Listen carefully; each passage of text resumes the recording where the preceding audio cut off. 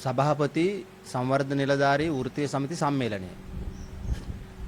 අද අපි කුරුණෑගල ප්‍රදේශයේදී මේ මාධ්‍ය හමුව පවත්වන්නේ කුරුණෑගල දිස්ත්‍රික් නියෝජිත සමුළුව පැවැත්වීමට සමගාමීව.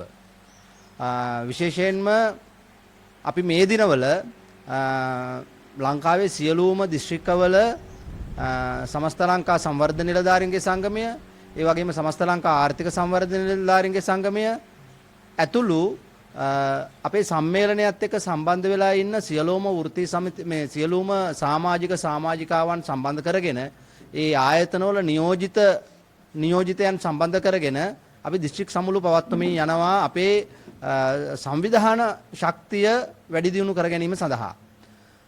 මේ වෙලාවේ අපි මාධ්‍යයට කියන්න බලාපොරොත්තු වෙනවා විශේෂයෙන්ම අපි දන්නවා ලංකාවේ 1,50,000කට අධික උපාධිධාරී සංවර්ධන නිලධාරී ප්‍රමාණයක් විශේෂයෙන්ම 2012 වර්ෂයේ ඉඳලා බඳවගෙන රාජ්‍ය සහ පළාත් රාජ්‍ය සේවාව තුළ සේවය කරමින් ඉන්නවා. ඉතින් අද රටේ රාජ්‍ය ආංශය තුලත් ඒ වගේම සමාජය තුලත් දේශපාලන අධිකාරිය තුලත් මේ සංවර්ධන නිලධාරීන්ගේ රාජකාරී සම්බන්ධයෙන් ඒ සංවර්ධන නිලධාරීන් ඵලදායකව රාජ්‍ය සේවයට යොදා ගැනීම සම්බන්ධයෙන් ඔවුන්ගේ ගැටලු සම්බන්ධයෙන් විවිධ සංවාද සිදු කරමින් ඉන්න වෙලාවක්. විශේෂයෙන්ම අද දවසේදී අපිට දැන් විනාඩි කිහිපයකට කලින් අපේ අතටපත් වුණා දැනට මාස 3කට විතර කලින් මේ රජයේ වගින් පත් කළා සංවර්ධන නිලධාරීන්ගේ වෘත්තීය ගැටලු සම්බන්ධයෙන් අධ්‍යයනය කරන්න ඒ වගේම නිර්දේශ ඉදිරිපත් කරන්න අමාත්‍ය මණ්ඩල කමිටුවකුත් ඒ වගේම රාජ්‍ය නිලධාරී කමිටුවකුත් ඔවුන් විසින් කැබිනට් මණ්ඩලයට ඉදිරිපත් කරන ලද වාර්තාව අද දවස තුල අපේ අතට ලැබිලා තියෙනවා. ඉතින් අපිට මේකෙදි සම්පූර්ණ විස්තරයක් කියන්න පුළුවන් කමක් නැහැ. නමුත් දැනට තියෙන තත්ත්වය අනුව සංවර්ධන නිලධාරීන්ගේ වෘත්තීය ගැටලු වලට අපි බලාපොරොත්තු වෙන ආකාරයේ විසඳුම් මේ කමිටු නිර්දේශ තුලින් ලැබෙන්නේ නැහැ කියන අදහස තමයි අපිට මේ වෙලාවේ කියන්න පුළුවන්.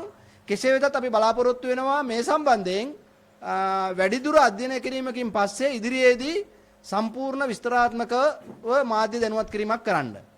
එතකොට මේ සංවර්ධන නිලධාරීන් අපි දන්නවා විශ්වවිද්‍යාල වලින් මේ රටේ සාමාන්‍ය විශ්වවිද්‍යාල වලින් උපාධි අරගෙන මේ රටේ සාමාන්‍ය ජනතාවගේ දූ දරුවන් තමයි මේ සංවර්ධන නිලධාරීන් තනතුරු වලට බඳවගෙන තිබෙන්නේ.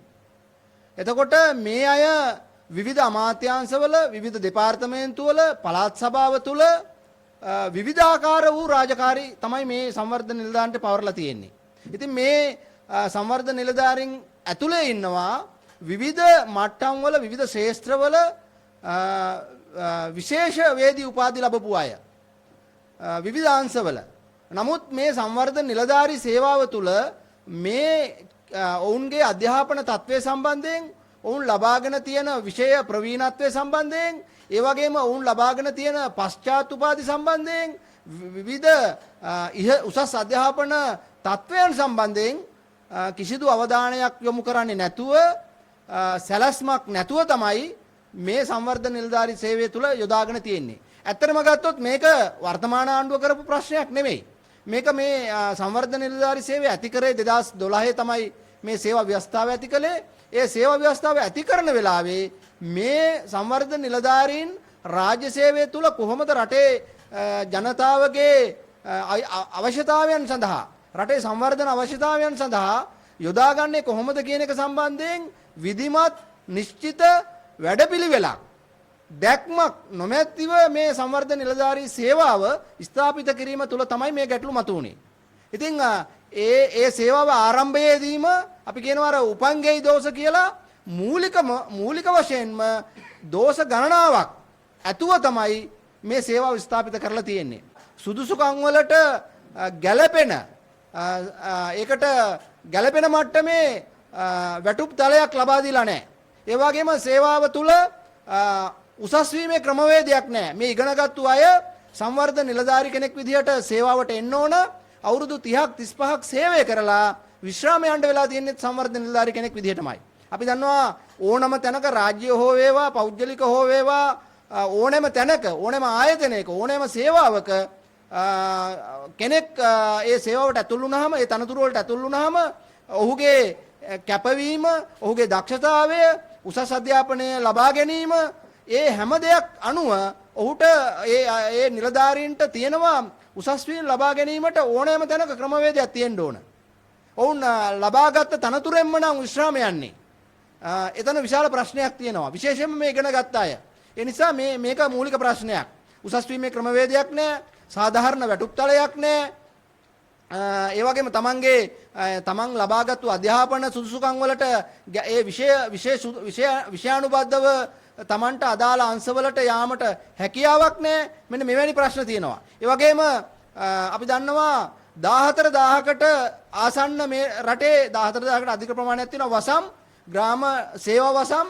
මේ සේවා වසම් වලට අනුයුක්ත කරපු ආර්ථික සංවර්ධන නිලධාරීන් 14000ක් පමණ ඉන්නවා. මොවුන් සම්බන්ධයෙන් ගත්තාම විශාල ගැටලු ප්‍රමාණයක් තියෙනවා. ඔවුන්ගේ රාජකාරි සම්බන්ධයෙන් ඔවුන්ට ඉටු කරන්න සිද්ධ වෙලා තියෙන රාජකාරි සම්බන්ධයෙන් ඔවුන්ට පවර්ලා තියෙන රාජකාරි සම්බන්ධයෙන් ඔවුන්ගේ වෙනත් අවශ්‍යතා සම්බන්ධයෙන් ඔවුන්ගේ රාජකාරි වලට ලබා දෙන යටිතල පහසුකම් සම්බන්ධයෙන් සේවා ස්ථාන සම්බන්ධයෙන් ඒ වගේ තියෙන පහසුකම් සම්බන්ධයෙන් විශාල ගැටලු තියෙනවා. ඒ වගේම ස්ථාන මාරු සම්බන්ධයෙන්